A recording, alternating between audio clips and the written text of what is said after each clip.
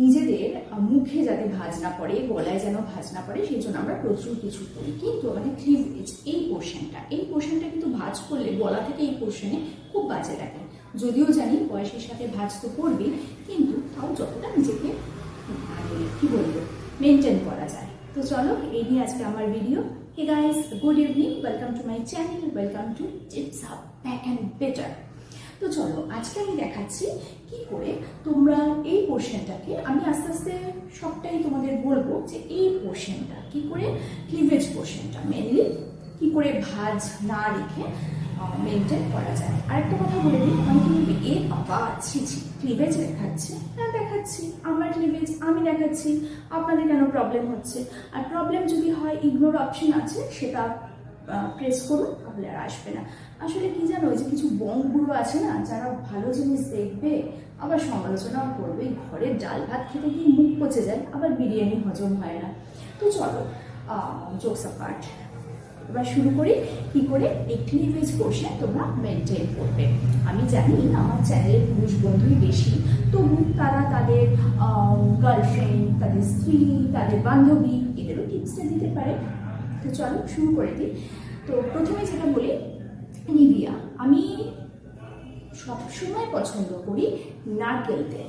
নারকেল তেল দিয়ে যদি কোনো শরীর ম্যাসাজ হয় তাহলে কিন্তু সেটা সব থেকে ভালো। কিন্তু তাহলে নারকেল তেল বলছি না কেন, তাই তো?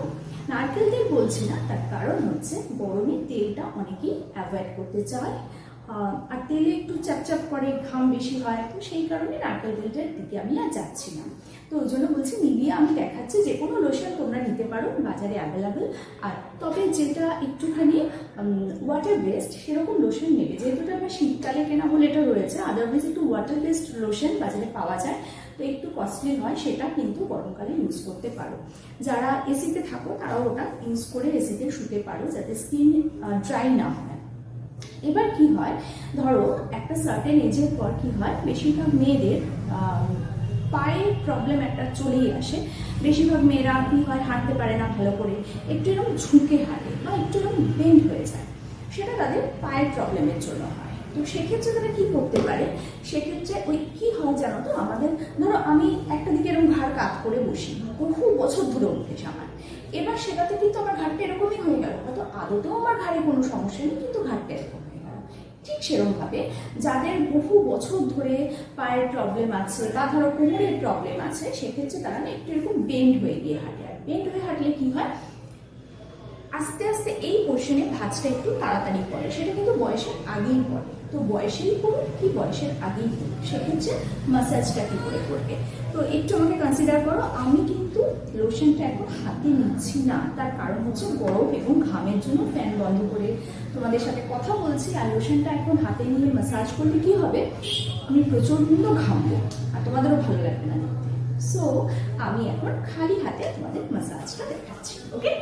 তো এরকম ভাবে লোশনটা নেবে, নিয়ে এরকম হাতে ঘষবে, ধুয়ে কিন্তু ক্লিভেজে এরকম ভাবে প্রেস করে টানবে, এরকম ভাবে। অ্যাকচুয়ালি কি হয়, যখন পার্লারে তোমরা ম্যাসাজ করো, ফেসিয়াল করো, দেখবে পার্লারে যেসব ভাই বোনরা আছে, ইউনিসেক্স পার্লারে সবাই আমরা যাই এখন, এবং সেখানে কিন্তু সবাই ম্যাসাজটা এরকম ভাবেই করে। যদি এরকম ভাবে আর এদিকে এরকম ভাবে প্রেসটা দাও এবং সেটাকে কাঁধ পর্যন্ত টেনে নিয়ে আসো, তাহলে কিন্তু তোমাদের এই ক্লিভেজ পোর্শন টান থাকবে। আর ক্লিভেজে কিন্তু ভাঁজ করলে খুব বাজে লাগে দেখতে, খুব বাজে লাগে। যেরকম যারা আমরা একটু বাল্কি, আমাদের পা যদি সরু হয়, আমরা যারা একটু বাল্কি, আমি তো বাল্কির মধ্যেই পড়ি জানোই তোমরা, তো যারা আমরা একটু হালকা বাল্কি তাদের কি হয়, বা যারা বাল্কি মোটা পাতি কথায়, তো সেক্ষেত্রে তাদের পাটা যদি সরু হয়, সেটা যেমন দেখতে খুব বাজে লাগে।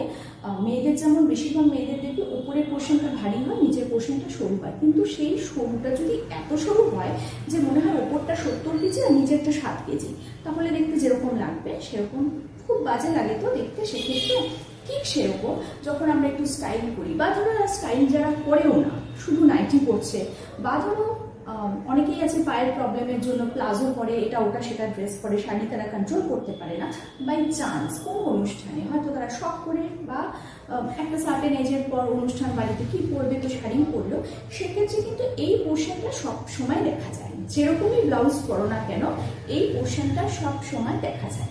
তো সেক্ষেত্রে যদি ম্যাসাজটা তোমরা ঠিক মতো নিতে পারো তাহলে কিন্তু ক্লিভেজ এরকমই টান টান থাকবে। তো কেমন লাগলো ক্লিভেজ ম্যাসাজ? আর এটা কিন্তু আমাকে কমেন্ট সেকশনে অবশ্যই জানাবে। তো তোমরা বাড়িতে কাকে টিপটা দিলে, বান্ধবী, ওয়াইফ, নাকি খুব কাছের কোনো মানুষকে? তো আজকের ভিডিওটা এইটুকুই, কালকে আসবে একটা নতুন ভিডিও নিয়ে। ততক্ষণের জন্য